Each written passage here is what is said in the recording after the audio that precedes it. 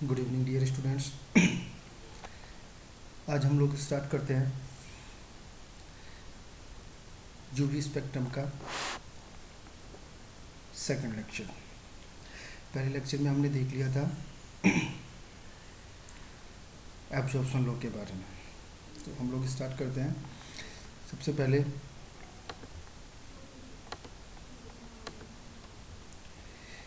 पैराबैंगनी spectrum का प्रदर्शन, कि जो पैराबैंगनी स्पेक्ट्रम है वो कैसे प्रदर्शित किया जाता है। पैराबैंगनी स्पेक्ट्रम लेने के लिए जो एब्जॉर्ब लाइट है उसकी तरंगदैर्घ्य तथा जो पदार्थ है उसका जो अवशोषणांक है उसके बीच एक ग्राफ खींचा जाता है। इस ग्राफ में लैम्डा मैक्स की वैल्यू निकाली जाती है। ये अवशोषणांक क्या है वो हम लोग एब्जॉर्प्शन लॉ में पढ़ चुके हैं। log I T upon I naught equals to minus E X. ये जो log I T upon I naught है वो अवशोषणांक को प्रदर्शित करता है। इस अवशोषणांक में जो मोलर विलोपन गुणांक है एप्सिलॉन, उसको भी हम लोग कैलकुलेट कर सकते हैं। तो एप्सिलॉन बराबर क्या होगा, log I T upon I naught upon C X. Means epsilon बराबर क्या होगा, अवशोषणांक गुणा अणुभार इंटू 100 और अपॉन 100 ml विलायक में पदार्थ का मिलीग्राम में भार इंटू प्रकाश पुंज द्वारा तय की गई दूरी मीन्स x। ये वाली जो वैल्यू है अणुभार इंटू 100 अपॉन 100 ml विलायक में पदार्थ का मिलीग्राम में भार, ये सांद्रता को रिप्रेजेंट करता है। ठीक है, तो इस हिसाब से हम लोग किसी भी पदार्थ के यूवी स्पेक्ट्रम को प्रदर्शित कर सकते हैं। अवशोषणांक व तरंगदैर्घ्य के बीच एक ग्राफ बनाया जाता है। अब हम लोग देखते हैं पैराबैंगनी स्पेक्ट्रम होता क्या है। पैराबैंगनी स्पेक्ट्रम में कोई भी अणु प्रकाश के पैरादृश्य व पैराबैंगनी क्षेत्र, जिसकी रेंज कितनी है 200 से 800 nm में अवशोषण करते हैं, जिससे उनमें एक इलेक्ट्रॉनीय ऊर्जा स्तर से दूसरे इलेक्ट्रॉनीय ऊर्जा स्तर में इलेक्ट्रॉनों का संक्रमण होता है, जिससे एनर्जी अब्जॉर्ब होगी और उस एनर्जी की वजह से ही हमें एक स्पेक्ट्रम प्राप्त होता है जिसे हम लोग यूवी स्पेक्ट्रम कहते हैं।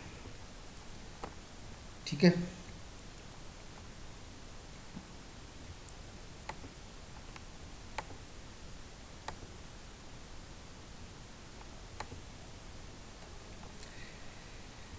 अब हम लोग पढ़ते हैं इलेक्ट्रॉनीय संक्रमण के प्रकार, types of electronic transition. Basically किसी भी अणु में जो होता है वो 3 प्रकार के इलेक्ट्रॉन होते हैं। एक सिग्मा इलेक्ट्रॉन जो सिग्मा बॉन्ड में भाग लेते हैं, दूसरे पाई इलेक्ट्रॉन जो पाई बॉन्ड में पार्टिसिपेट करते हैं, और तीसरे होते हैं नॉन बॉन्डिंग इलेक्ट्रॉन जो बॉन्डिंग में पार्टिसिपेट नहीं करते हैं। इस प्रकार इन 3 बंधों अर्थात 3 प्रकार के इलेक्ट्रॉनों के आधार पर किसी भी अणु में जो एनर्जी लेवल्स होते हैं, ऊर्जा स्तर होते हैं, वो 5 टाइप के हो सकते हैं। कौन सा, सिग्मा और इसका एंटी बॉन्डिंग सिग्मा स्टार, पाई और इसका एंटी बॉन्डिंग पाई स्टार, और जो 5वां है वो N means non bonding molecular orbitals.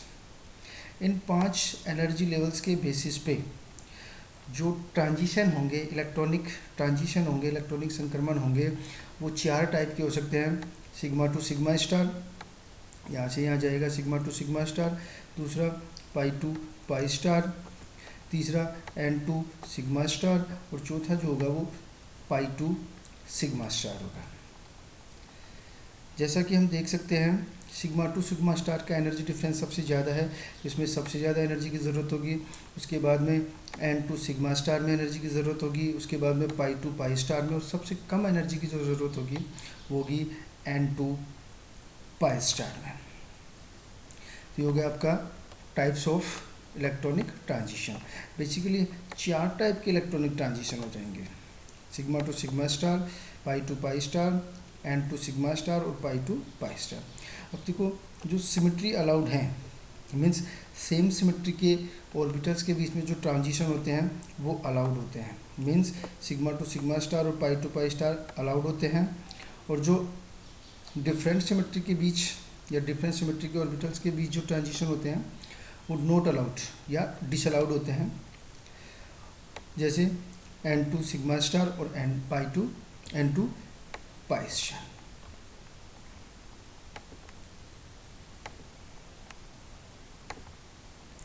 इन विभिन्न प्रकार के ट्रांजिशंस को हम लोग कुछ एग्जाम्पल से समझ सकते हैं। फर्स्ट एग्जाम्पल लेते हैं एथेन। एथेन में उनमें सिग्मा बॉन्ड होते हैं, तो इसमें केवल 2 ऑर्बिटल होंगे, सिग्मा एंड सिग्मा स्टार, तो केवल एक ही ट्रांजिशन पॉसिबल होगा, सिग्मा टू सिग्मा स्टार। अगर हम लोग एल्कीन की बात करें तो इसमें 2 तरह के बॉन्ड होंगे, सिग्मा बॉन्ड भी होंगे और पाई बॉन्ड भी होंगे। तो इसमें 2 तरह के ट्रांजिशन पॉसिबल हैं, सिग्मा टू सिग्मा स्टार और पाई टू पाई स्टार। अगर हम लोग मेथेनॉल की बात करें तो इसमें 3 प्रकार के ऑर्बिटल्स होंगे, सिग्मा, सिग्मा स्टार और नॉन बॉन्डिंग ऑर्बिटल्स।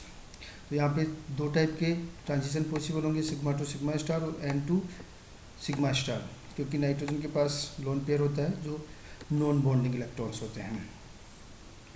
ऐसे अगर हम लोग बात करें एसीटोन की, तो एसीटोन में बेसिकली सिग्मा बॉन्ड भी है, पाई बॉन्ड भी है और n इलेक्ट्रॉन भी है। तो यहाँ पे बेसिकली चारों टाइप के इलेक्ट्रॉनिक ट्रांजिशन पॉसिबल होंगे, sigma to sigma star, pi to pi star, n2 sigma star और पाई टू पाई स्टार। अब हम लोग जानते हैं कि जो एनर्जी होती है वो लैम्डा के इन्वर्सली प्रोपोर्शनल होती है, इसलिए जिस संक्रम में जितनी ज़्यादा ऊर्जा की आवश्यकता होगी उसके लिए लैम्डा मैक्स का मान उतना ही कम होगा। अगर हम लोग एल्कीन में बात करें तो इसमें 2 प्रकार की ट्रांजिशन है, सिग्मा टू सिग्मा स्टार और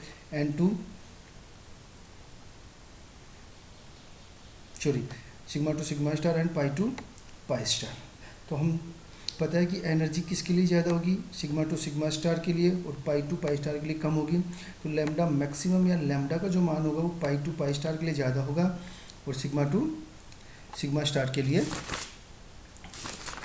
कम होगा।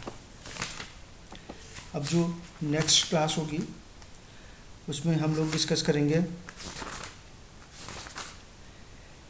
इलेक्ट्रॉनिक ट्रांजिशन को प्रभावित करने वाले कारक, इफेक्ट ऑन इलेक्ट्रॉनिक ट्रांजिशन। ठीक है, मिलते हैं नेक्स्ट क्लास में।